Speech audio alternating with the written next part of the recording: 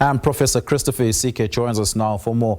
Prof, there is an established, thank you so much for joining us, there's an established rule in international law that empowers countries to expel ambassadors of other countries from missions in their countries. And importantly, oftentimes when a country deploys an ambassador to another country, the host country has the option to reject or accept that ambassador. The ratification process is clear and an established process in international law.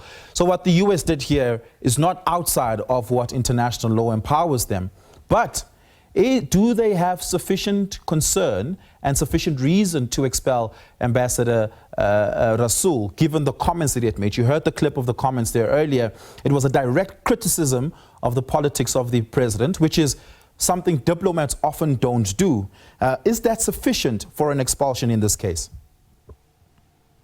Well, it could be. Good evening, and thank you for having me. It could be. It depends on how the host country interprets, these kinds of comments, right? And you are right that the Vienna Convention on Diplomatic Relations of 1961 allows for countries to do these kinds of things. And like you also said, it allows other countries, every sovereign country, to be able to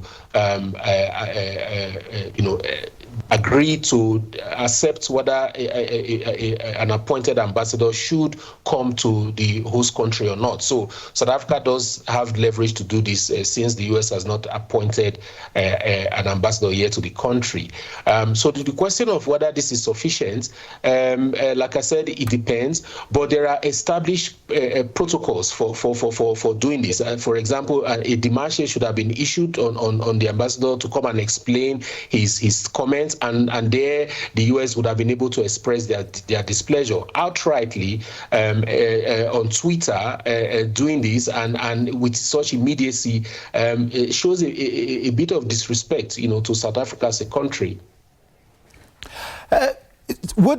Assuming a démarche were to be issued before the expulsion and the ambassador comes and explain himself, what would be, given the state of US-South Africa relations, what would have been the appropriate decision by President Ramaphosa to make in such an instance? Or do you think that the president should have disciplined and reprimanded the ambassador for launching a direct criticism and attack on a public platform of the US president? Well, there are ways for the president to discipline an erring ambassador. The ambassador could be recalled, reprimanded, and sent back. That's one way. The ambassador could also have apologized to the Americans during that process of inquiry by the U.S. government. Not following any of these processes is highly regrettable, as the South African government has said. Many political interlocutors compare this to 2 years ago when U.S. Ambassador to South Africa, former U.S. Ambassador to South Africa, Ruben Brickety, had accused South Africa of selling arms to Russia, which were then found to be baseless and unfounded at a later stage in time. South Africa chose not to expel the ambassador, choosing to extend rather an olive branch to it.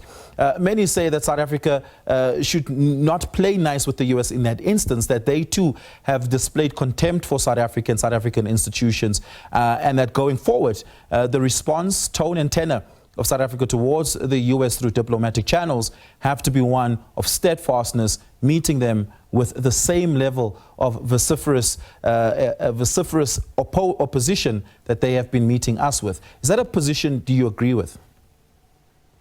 Well, it is a position that I agree with, but moderated, because the relationship is one that is mutually beneficial to both South Africa and the United States. So it's not a one-way street, really. However, it would hurt South Africa more in the short term if all the taps, are locked by the U.S. To South Africa. And I think that what South Africa has been doing is being the more responsible party in trying not to respond based based on the whims and caprices of a president, but looking at the national interest of the country, its economic interest, and the public good as against just showmanship, as we have seen on the side of the U.S.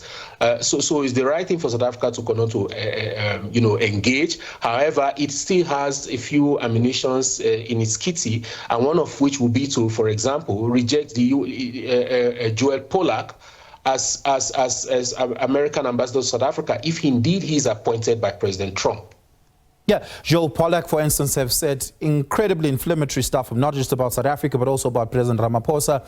If they do recommend Joel Pollak as the U.S. ambassador to South Africa and President Ramaphosa rejects that, would it be seen as a rejection in principle based on the behavior of Joel Pollak in the last couple of months, in fact, over the last couple of years, really? Or would it be seen as a retaliation to the expulsion of Rasool from the U.S.? Well, I'll call it reciprocity because if South Africa, like you mentioned earlier, had tolerated a similar behavior from a previous ambassador, South Africa did a demarche and he explained himself, and South Africa continued to engage with that ambassador, right? So because South Africa respects the United States needs to also respect South Africa, and I think that one way to do that is for the countries to follow established protocols of dealing with these kinds of matters.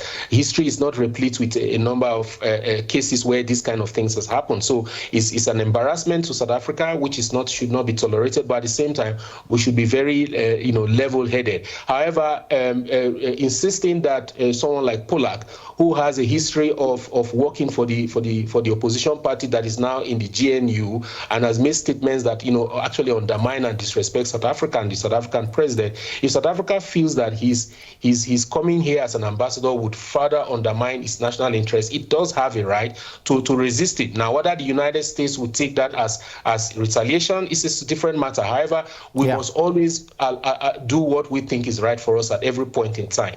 Yeah, we're going to have to live with that, Prof Isike. In fact, before I let you go, I just need one name. Who do you think should replace Rasool? Well, my view is for South Africa not to send any ambassador yet until the U.S. appoints its own ambassador. Okay, we're going to have to live with that. Prof Isike, thank you so much for your time. Really do appreciate it. Prof Christopher Isike is with the University of Pretoria.